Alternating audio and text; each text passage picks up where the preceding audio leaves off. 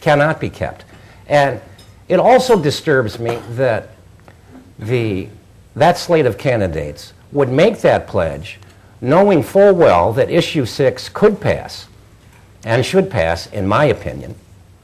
And if they decide to frame an entirely new charter, what that is contempt for the will of the people in the wake of a vote that says, yes, we have a charter, we voted for this charter, we want this charter, to say, because the commissioners don't want that charter, we'll come up with another one and put it before the voters next November.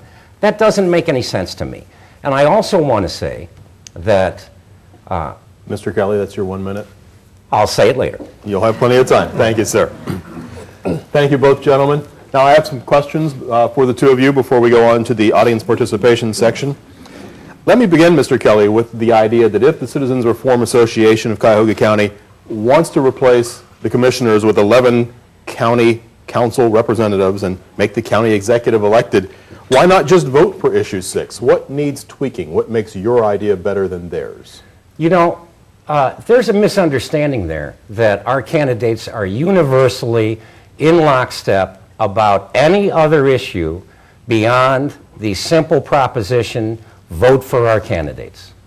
We are independent citizens. We are not given marching orders by anyone. We speak for ourselves. Except for the simple recommendation to vote for all our candidates, I do not speak for the Citizens Reform candidates. When I say I believe in issue 6 and that it should be passed, that we cannot wait any longer for reform, I'm speaking for myself. When I say I believe we can also pass issue 5 and have a charter commission that reviews that new charter as it goes into effect and recommend possible beneficial amendments, I'm speaking for myself. So when you ask why do we say we want to serve on a charter commission when we already want 11 council members, that's up to every individual candidate on our slate and all the other candidates. And if there is a charter commission and we do serve, we will withhold our judgment. We will have that open and transparent process that invites the participation of every citizen in this county before we make any decisions or propose any amendments or propose any charter. Mr. Johnson. Mr. Johnson, variation in the same question. There's a possibility you could sit down for a year and come up with the same 11 plus 1 idea. Mm-hmm. Would you, could you, and do you think that's the right way to go? Yeah. Yeah, I mean, that's we're not tied, the real reform slate isn't tied to any particular structure.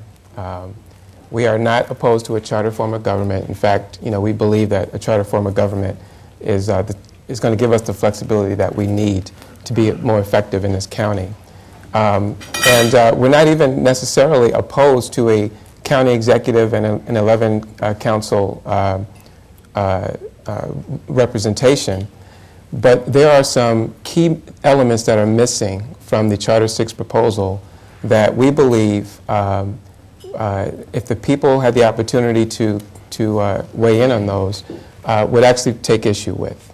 There are issues in terms of the concentration of power and influence in an elected county executive. The proposition that the county executive is just like the CEO of a corporation.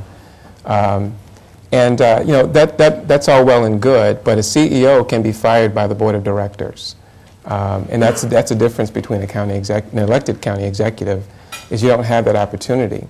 But more importantly, for a $1.5 billion budget, which we have in this county, you would think that internal audit should be an independent function.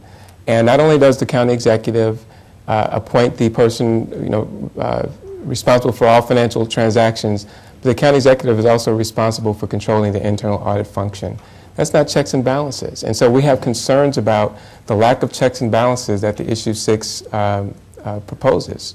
So our process is to take these concepts and to take these features out to the public and say, if we want transparency, then let's build some transparency into the process. And what does that mean in terms of a construct? If we want checks and balances, we want an effective council, county council, then let's do that. Let's not promote politics in our county, which is what Issue 6 does. It divides the county into 11 political districts. There's no at-large representation, and now people have an opportunity to fight over things that they don't currently fight over today. Is that the kind of government that we want? Is that the kind of structure that we want? That's not reform. You see, we believe that reform is not just changing structure, it's about changing behavior. That's what's leading to problems. And so we have to incorporate behavior-changing features, things like, campaign finance reform, things like at-large representation, things like that. Those are the things that the people want. And so we would take those concepts out into the community and get that feedback so that we can bake that into a charter that makes sense for our region. Thank you, sir. You've both talked about the good slates that you've raised. You've talked about what makes them strong, amazingly, without mentioning any names of any candidates. I'd kind of like to know how you chose the people you chose. How were they vetted? How do we decide these 14 or these 15 people are going to be our slate? I'll start with Mr. Johnson. Okay. I'm not really sure. What I do know is that there was a steering committee of probably 30, 35 people to kind of help identify people that would be interested in participating in a charter process. I know some of our slate members were identified through that process.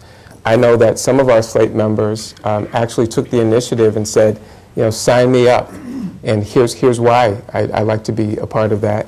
I know that some of our slate members, or at least one of our slate members, had actually gone out on his own and collected over 1,000 signatures on his own, because he was so fed up with what was going on, and he wanted to make a difference.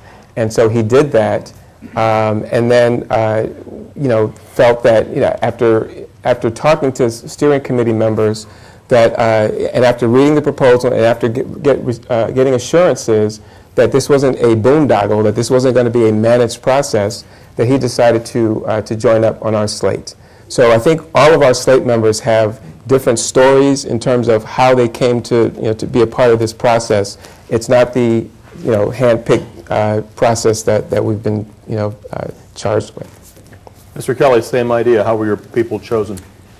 I would like to discuss how the opposing slate was chosen, but that's not what I asked for. I think we can get into that later. But no, I want to get into it now. How were your slate chosen? Well, we're going to get into that right now.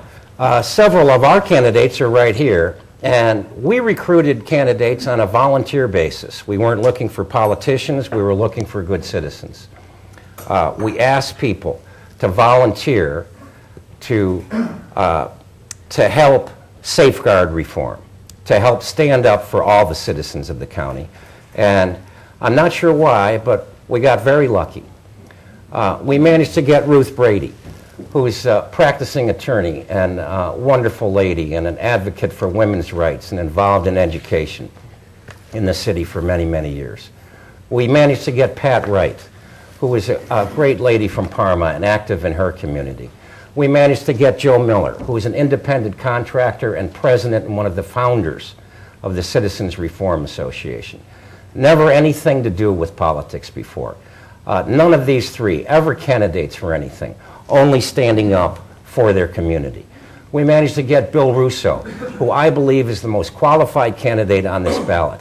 He has served on a charter commission. I believe the only one on the ballot who has ever served on a charter commission, and he was chairman. He's also the president of the Financial Planning Association, which is exactly what we need as we steer the county toward economic development. He's also the past chairman of the group of Northern Ohio Chambers of Commerce. We were lucky enough to get Tom Slavin, a distinguished citizen, a leading aviation executive, a civic activist for many, many years, very respected in this community. We were happy to get Jim Brady, the Shaker Heights City Councilman, a highly decorated combat veteran and just a great citizen. And they were lucky enough to get you.